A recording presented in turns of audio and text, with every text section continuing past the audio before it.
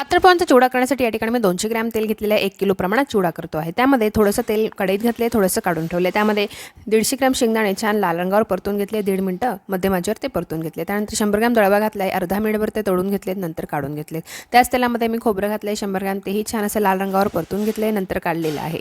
नंतर यामध्ये मी कढीपत्ता घातला आहे, कुरकुरी होईपर्यंत तळला आहे. त्यानंतर मिरची घातली 15 ते 20 बारीक चिरलेल्या, त्याही अगदी कुरकुरीत होईपर्यंत तळल्या आणि नंतर ह्या चिवड्याच्या मिश्रणात मिक्स केल्या.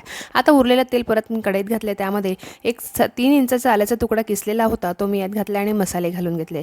मसाल्यांमध्ये मी 3 मोठे चमचे धनजिरा पावडर, 3 मोठे चमचे चिवडा मसाला, अर्धा चमचा या ठिकाणी हिंग घेतले आणि 1 चमचा हळद घेतली.